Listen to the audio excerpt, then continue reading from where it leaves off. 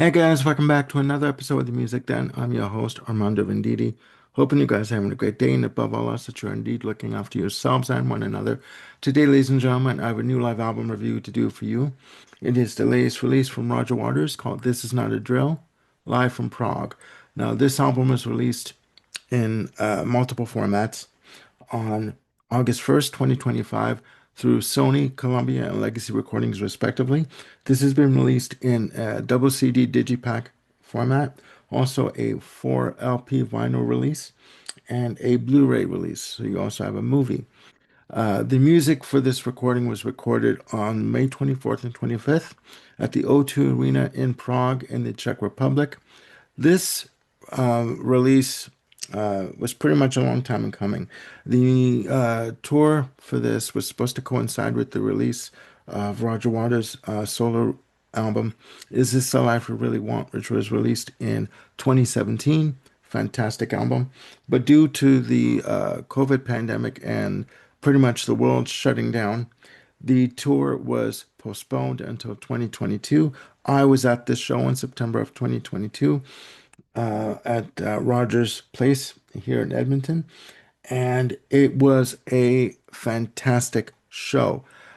Playing with Roger Waters on this tour, you had Joy Waronker on drums, David Kilminster on guitar, Guy Seifert on bass, guitar, and accordion, Jonathan Wilson on guitars and vocals, Robert Walter on keyboards, John Karen, who's also played with David Gilmour and Pink Floyd on keyboards and guitar, Seamus Blake on saxophone, and Amanda Bellar and Sinead Johnson on backing vocals, and also Roger Waters on bass, guitar, vocals, and piano. Now, there are 24 tracks on this release, and I got to tell you, it is simply fantastic. 12 tracks per disc, and I'll go through it with you. Now, the show starts with an introduction from Roger Waters, pre-recorded, basically saying that the show is about to start, and if you could please turn off your cell phones for due to the show beginning, and to be courteous to your neighbors in the seats next to you, and also this one caveat saying, if you are a fan of Pink Floyd and are not a fan of Roger Waters and his political, I guess you could say, grandstanding, you can fuck off and go to the bar right now until after the show. Because basically, with Roger Waters, you're going to get political during the show. I mean, that's just the way he is, and he's never changed. I had someone say to me at the gym I work out at, say to me that they were at the same show I was at, but that he was too political. I said, well, what the hell do you expect? It's Roger Waters. You're not going to walk out of a Roger Waters concert without some type of jarring message or pretty much a wake-up call. It's not possible. So going into the show starts off with a beautiful reworking of Comfortably Numb. And basically, you hear thunder and lightning effects of a rainstorm happening. The video screens that come down are in the shape of a cross. And you see video images basically all around you with, on these screens. And this version of Comfortably Numb, which is also on the Blu-ray version of the show, released as a bonus video, along with Two Suns in the Sunset. This is a simply fantastic reworking of the track. The musicians are facing one another, they're not facing the audience. They're basically shown in silhouette, and it is simply fantastic. Dramatic and epic and effective. Then it segues into the happiest days of our lives, from The Wall. The Wall makes a heavy presence on this release, along with Dark Side of the Moon, but I'll get into that. Happiest days of our lives It's dramatic, it's effective. Then it segues into Another Brick in the Wall, part two and part three. Just beautifully done. Now, a good amount of his solo work is featured in this show. You have The Powers That Be, fantastic track. Also, The Bravery of Being Out of Range from Amused to Death. And I gotta tell you, the musicianship and the quality of the playing on this release is simply fantastic. And I'm not saying that just because I was at the show. I could easily say that because I was at the show, but that's not the case. This performance is simply wonderful. Now, Roger Waters also on this tour to me seemed relaxed and seemed really into it. There's a section of a piece in the concert after The Bravery of Being Out of Range. He plays a number called The Bar, which is an extended piece that he said he wrote.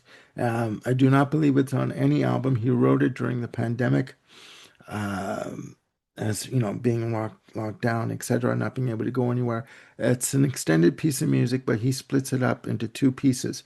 And what he does for this, he has the musicians sit around the piano, pretty much sharing a drink, and he's talking to people. And in the track, he's basically saying that this track is based on someone being able to go out to the local pub or bar and seeing friends and commiserating and just getting to know one another again. Basically, the art of communication and tolerance has been lost in his eyes. And this song, The Bar Part 1, is a reflection of that and a result of that. After that, you have a Cigar, just amazingly done, beautifully done. Wish You Were Here is next, dedicated to Sid Barrett.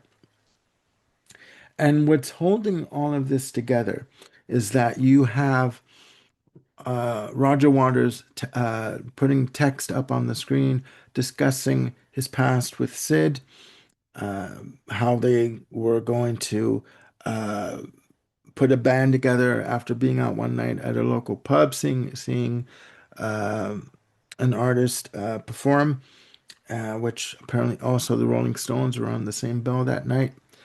But they promised that at the end of that night that they were going to put a band together and seriously devote their lives to music. After Wish You Were Here, you have Shine On Crazy Diamonds, the tail end, part 6 to 9 of Shine On Crazy Diamonds. Just amazingly done, beautifully done. Fantastic sax work done by Seamus Blake, just beautiful. The crowd are actually crying during the performance. You see women and men literally weep. Okay. Now, given the fact that the world was on lockdown, I can just imagine the effect of being able to see possibly your first show after being locked down for so long, the effect they would have on you. And for the record, that was my first show after lockdown was lifted. So, after Shine on You Crazy Diamonds, we have Sheep from Animals. Sheep is done beautifully. Fantastic. A lot of the songs are done faithful to the studio recordings. Roger Waters is not one for extended solos and, guitar solos here and there and extended breaks. He basically wants to come on and perform the songs as they were. So after Sheep, you have an intermission, and then part two of the show starts off with In the Flesh. And it is beautiful. The wall again is represented really well on this release, and the audience is going crazy. They're going ballistic. He does it faithful to the recording, and it's In the Flesh Part Two from side four of the wall. After that, they go into Run Like Hell, and the audience are just going ballistic. And the band are into it. Roger Waters is into it, and there's a lot of camaraderie going on during the show. After Run Like Hell, you go into Is This the Life We Really Want with the track Deja Vu. It's very poignant, very meaningful, and very impactful. And also, again, with Roger Waters, you are going to get political commentating and a call to arms, like basically saying, don't accept what's given to you.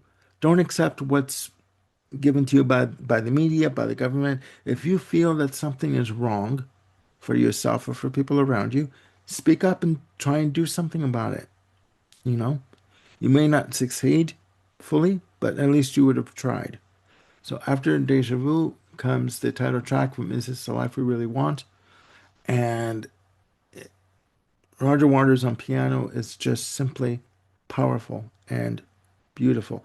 Um, he does not do a lot of grandstanding with, like the shrieking of the vocals like he does on The Wall or Animals, etc. He basically stands there and says, "This is what I'm doing. This is what I'm performing.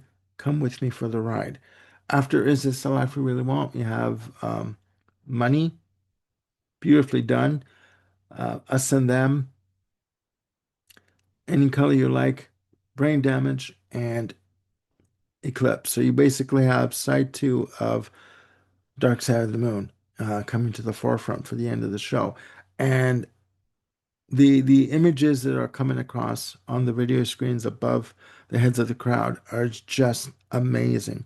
Just really impactful, really eye-opening. And Bob was watching this with me and he's like, it really makes you think, he was saying. He really makes you think. I said, yeah, this is Roger Waters and this is what he does. After the side two of Dark Side of the Moon, you have one track from the final cut called Two Suns in the Sunset. And it is very emotional, very impactful, very brutal, because you have very disturbing images that are on the screen. And after Two Suns in the Sunset, you have The Bar Part 2, where he invites the band to sit around his piano and to have a drink because there's alcohol on the piano. And they all have a drink. And Roger Waters says he wish he could invite everybody in the audience up on stage, but there's not enough room. So they lift a glass to the audience and cheer the audience. And the bar, I wish he would release it as a studio version because it is simply fantastic. He dedicates it to Bob Dylan, his brother John, and his wife Camila, who to Roger Waters is his rock, his strength, his life, pretty much. And he ends the concert with Outside the Wall, from the Wall. And it is simply fantastic. And they end the show by walking off stage one by one, slowly, still playing an extended version of Outside the Wall. It is beautifully done. The audience right at this point are just pretty much stunned and in tears because you got to understand too, for a lot of people like myself, this was the first show that they would have seen, possibly, um, after lockdown was lifted. So, in terms of a show, he had a lot to prove and a lot to bring to the table, and Roger Waters delivers. Okay, now that is the show. Overall, I'm going to show you the Blu-ray and the CD package that comes. Sorry. There we go. There you have it. This is in a digipack format, I guess you'd say. Very compact, not a bulky Blu-ray package. Forgive the stubby fingers. But there you go. Beautifully done. Beautifully packaged. The back of it. And there are two bonus videos on the Blu-ray of Two Suns in the Sunset and Comfortably Numb, pretty much at the beginning and the ending of the shows. And it also comes with a CD digipack, which I bought. Um, I'll show this to you. Again, forgive the stubby fingers. There you go. Again, forgive the fingers and the glare. There you go. Here is a nice shot of Roger Waters performing. Another shot from the show. There you go. Two shots, I should say, on acoustic guitar and bass.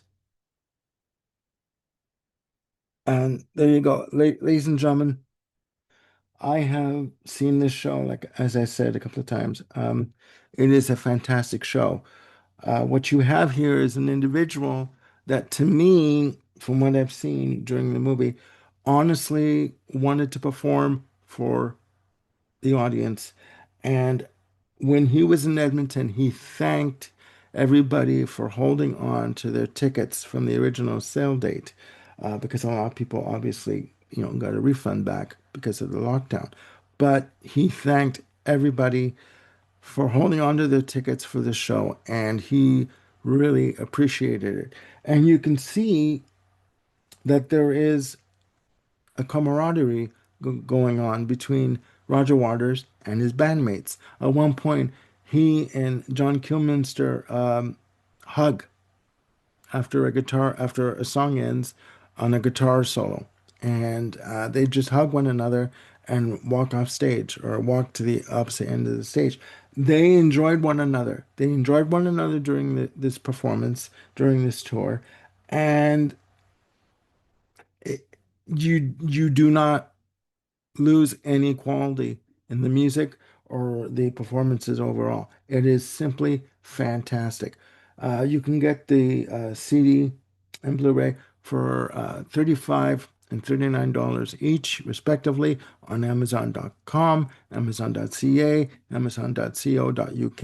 You can also go on Discogs and pick it up, and you can also stream this show on YouTube. Okay? Again, don't take my word for it. Listen to it on YouTube and then go buy it. It's been released worldwide and it is simply fantastic. Please put down the comments below if you have this disc and the music and the show and the Blu-ray, your comments on it, your opinion of it. Okay?